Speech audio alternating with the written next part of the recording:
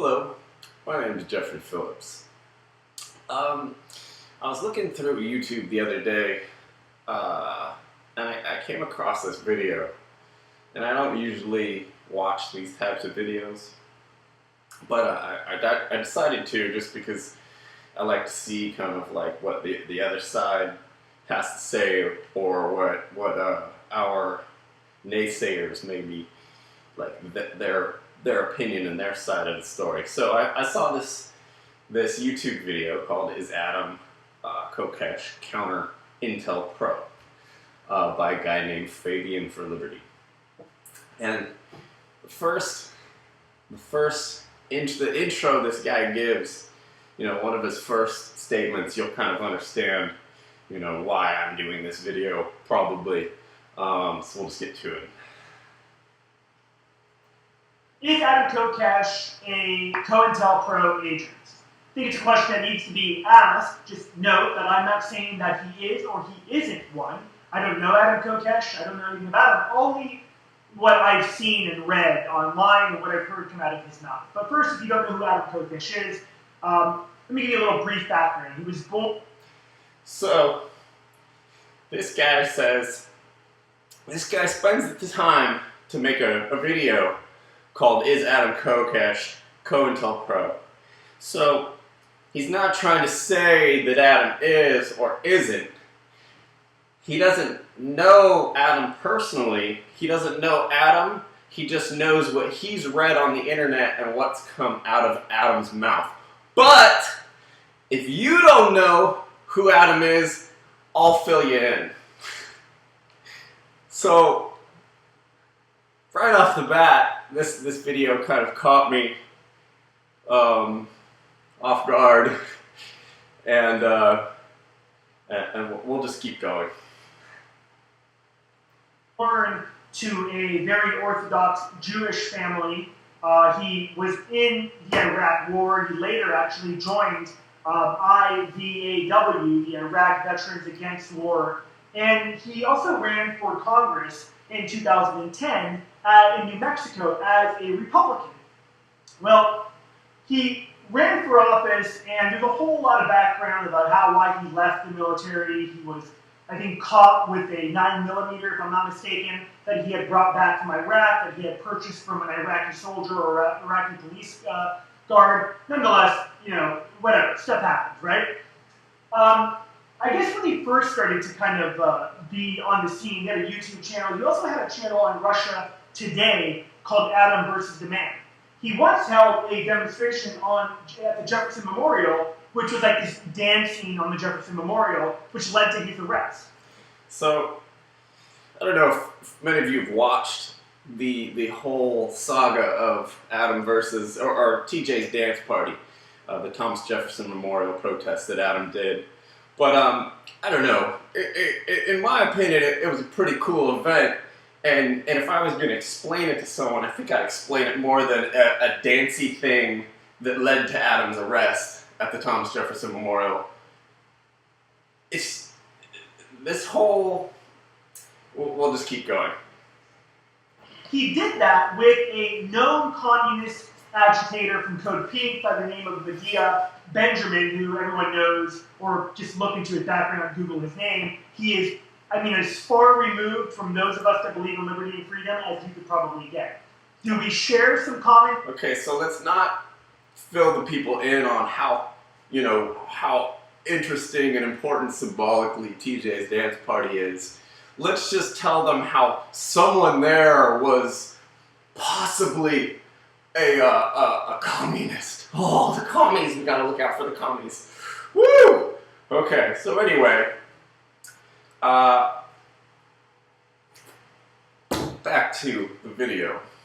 Yeah, with a radical communist, I share a common theme of, hey, let's not go to war with everybody, right? So, there is some common ground, but really not much. But nonetheless, those were the groups that he was running in. While he was running for Congress, in fact, a lot of people came out against him, or a lot of neocons and other people came out against him because of his relations with groups like Code Pink.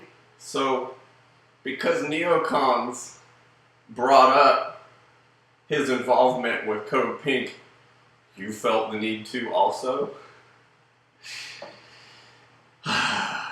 People like this. Here's my thing, is he worked for Russia Today. Now look, I was just having this conversation with Greg, and Russia Today, quite frankly, do they have people like, Doug Casey on there? They have people like the guy from Gold Money, Mike Maloney. They have the guy, Jim Rogers. So they have great commentators that are telling the truth about the American economy. But let's not mistake it for what it is. It is a Russian state-sponsored media outlet run by Vladimir Putin. Pretty simple. I mean, that's what it is. Now, it doesn't mean they don't... So, he's saying, yes, there are all these great commentators on RT, but we can't listen to them because they're paid by someone who doesn't like our government. So, Adam Kokesh is COINTELPRO because he has a show that is was paid for by RT. Interesting. And he's I have good information, but note that it's through the lens of propaganda against the U.S. As people that believe in truth, or those of us that believe in the liberty movement or libertarians, Ron Paul's message, we don't like... I really don't like how this guy just says we as if he represents the liberty movement and can speak for it.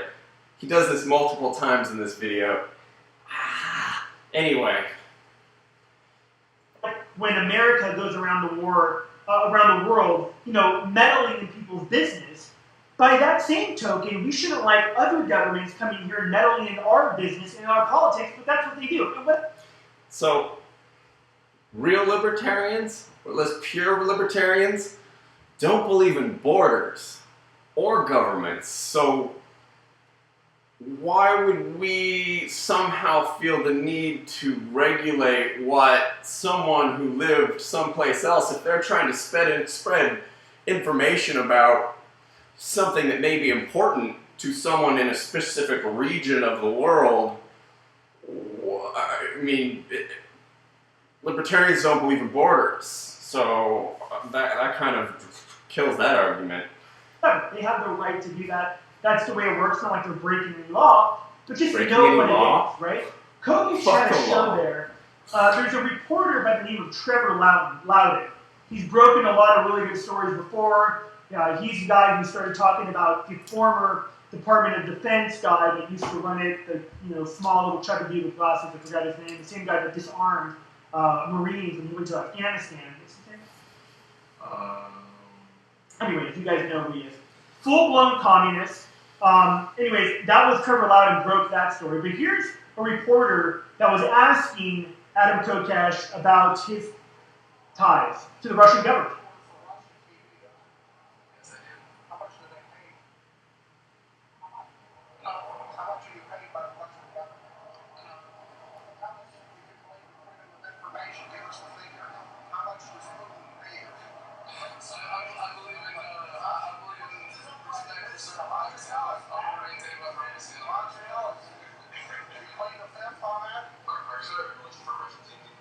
Seems reasonable to me. I'm a host of Adam vs. the Man, and they've given me full editorial control by contract, and I'm grateful to have that platform.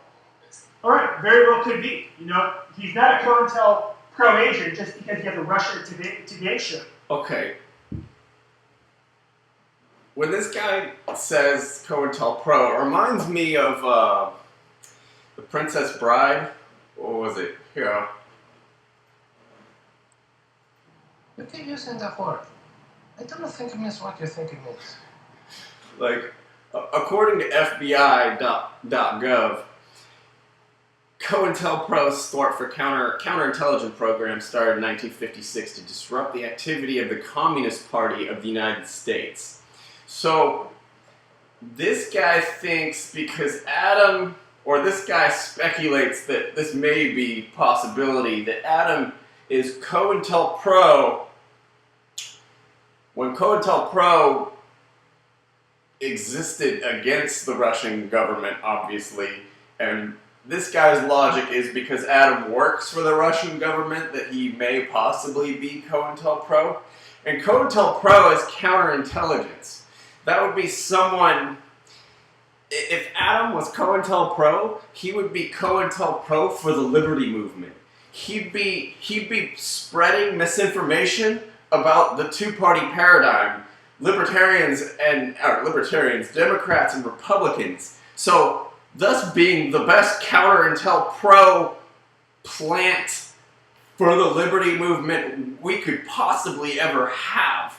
So, I mean, I still don't, like, people love to say, oh, he's COINTELPRO all the time, but to what end would he be, you know, after 2,700 videos that are pro-liberty movement and all this activism and all this going to jail, you're going to think that there's some other story and somehow in the end Adam's going to be all, ha, I was just kidding, and he's somehow going to be able to take away from the liberty movement more than he put into it?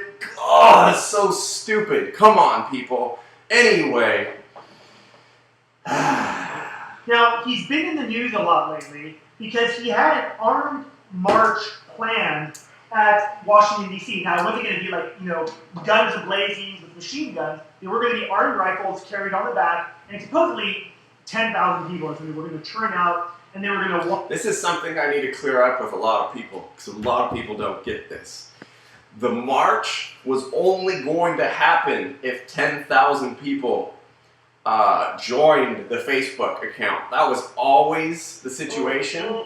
And I don't remember the final number, but I remember it being, you know, half that. And that is why it was called off. It was not called off for any specific reason other than that. And, yeah, anyway. Off from Virginia, and they were going to walk around the state capitol, something like that, right? Well, he called it off before. He said instead we should have people go to their state capitals and protest, which pretty much nobody did. And so instead what he did is he did this, which many of you may have seen. A 23-second YouTube video posted today appears to show activist and Iraq War veteran Adam Kokesh loading a shotgun in Freedom Plaza in downtown D.C. We will not allow our government to destroy our humanity. Kokesh had organized the open carry march on Washington, D.C. Now, that sounds great. I agree with actually what he's saying, except the whole shotgun thing. You know what I mean? You know, a lot of people bring the armed march thing. Except the whole shotgun thing. Aside from the fact that this guy so far sounds like someone who's a part of the Brady group, Adam said something the day after he released this video in a news interview that this guy might not have seen. I mean, he claims he knows nothing about Adam, but feels like he knows enough to do a video criticizing him or you know, trying to sway people into thinking that there's maybe some sort of deception going on. Anyway, so the next day he was being interviewed. He said this quote, "I loaded a shotgun. Yes, I loaded a shotgun on Independence Day, but I didn't kill anybody. I didn't drone any children. I didn't steal any children's future. I didn't sell this country into debt. I didn't do any of the crimes that the man 2 blocks over at the White House is responsible for." If you don't understand that statement, and if you don't understand what he was doing by doing what he did, then I'm not really sure, you know, I don't know what to say. I don't know what to say. Anyway, so we'll get back to this. They were kind of like, hey, the whole gun thing. And here he goes speaking for. Here, I'm gonna back up. No, here he goes speaking for the whole liberty movement again. How the whole liberty movement was like was pro Second Amendment, but isn't against. Supporters totally support it. Understand, it might come down to that, but we by no means want to be the ones that are being the agitators in preventing that. I mean, this is exactly. This is the biggest reason why I needed to make this video. This guy believes that we, the people, by flexing our Second Amendment rights, or even by standing up against the government, we would be the agitators, and we would be firing the first bullet. And this is where there's a fatal flaw, very big fundamental flaw with this guy's argument. We have been the victim of the government since the day we were born. They have been aggressive towards us. They have been firing bullets forever. So for this guy to try and say that us just showing up in a peaceful protest is somehow firing the first bullet or we're being the aggressor is just absolutely silly. What the government wants. The government wants to see what they already believe to be homegrown terrorist radicals that are running around with guns. The government does not want people protesting out front of the White House, that's for sure. And if the government already believes that we are rednecks, gun nuts, toting guns and are rednecks, that's what they already believe about Ron Paul support. If that's what they already believe about us, then fuck them. So I'm supposed to change my message, or we're supposed to somehow like censor our message to make these people who already think low of us, I'm supposed to censor my message because of these people, the anti's feelings? I don't think so. Second Amendment supporters, constitutionalists, those of us that are against illegal immigration but for legal immigration, they already believe that of us. So my question is, why would somebody then have an armed march? To me, personally, it doesn't really, I think, fit the bill or really help the cause, if you will. But nonetheless, he was arrested days later. In fact, feds stormed his home. Now, it wasn't just any home. He was there with, I think, 6 other people were there at the time. The police, spokesman for the police department gave out the address in Virginia. It's a neighborhood where homes sell for $600,000 and above. Pricey price tag. I mean, you know, Pricey price tag, 600 and above. I suppose that possibly is right, but didn't right previously to that statement he say that 6 people were in the house? Yes, 6 people lived in that 5-bedroom house. And I happen to know what the rent is, and 6 people divided by what the rent is in the house really is not that much money. Anyway. I don't know about him, but me personally, just with my Fabian for Liberty stuff or being with my activists, I'm keeping. Yeah, dude, we understand you don't make as much money as Adam does off of your activism. Fine, his activism is much larger than mine. He has over 40,000, I believe, YouTube subscribers and growing. Had his own show on Russia Today. I don't know what his financial situation is. Maybe he's running a hedge fund like I do on the side. I don't know. But he definitely is capable of living in this very nice home. The question is, where does the money come from? Does it come from still his contract with Russia Today? What? He was fired supposedly for supporting Ron Paul or being vocal about his support for Ron Paul. But all of this to me is, the point of all this is this. Again, I don't know if Adam Kokesh is former IntelPro or not. I could judge him based on his alliances that he maybe had, that he's had in the past. And, you know, people can make whatever they want of those. And they can say, well, that was in the past. Maybe he learned from that. That's true for my life. A couple years ago, maybe I did things that I regret today that I wouldn't have done back then. What, I think anybody for Obama? about their life. Both elections? But the fact that he worked for Russia Today was a Canadian agent of Vladimir Putin. To me, is extremely concerning. And then the whole idea that he does this armed march, that he's now being arrested. The whole point for me is if he's being arrested, it means he's a plant, right? In the truth movement. And I would consider Adam Kokesh to be part of that. Because again, I don't know him.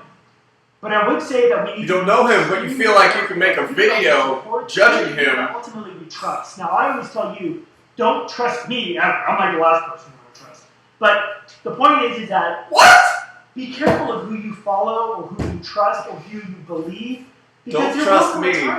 I tell people all the time, I'm the last person you should trust. That's what this guy just said. He expects you to believe him, to listen to anything. That are firing the first shots, right? That are the ones that are being the agitators in any Again, we're the agitators. Certainly didn't work out for Martin Luther King. That's not what his style was. Yeah, and he's dead. You know, maybe I'm wrong about this. What do you think about this? What do you think about Adam Kokesh? Is he COINTELPRO? Is he just standing up for liberty and truth? Love to hear what you say. I'm Thinking for Liberty. Check out thinkinforliberty.com. So anyway, to wrap that up, from what I've noticed over the past several months in kind of being on the front lines of what's been happening with Adam and his arrests, there's a whole lot of energy being put towards negative stuff. Negativity, videos like this that aren't, I have to give it to him. He wasn't really, specifically talking any shit, but he was definitely trying to push people in a deceptive way towards thinking, badly of one of, my teachers and mentors who's done more than for the liberty movement than anybody, but maybe a couple people I could count on one hand. It's this perpetuation of this counterproductive behavior within the movement, where, in my opinion, anybody doing anything for liberty is badass. They're awesome and they have my support. But people, for some reason, just feel the need to, this guy, I'm not talking shit, but I'm going to talk shit. I'm going to say I'm not going to talk shit, but I'm going to do a 10-minute long video where I point out all, several small things, ignoring, all the good stuff that Adam's done.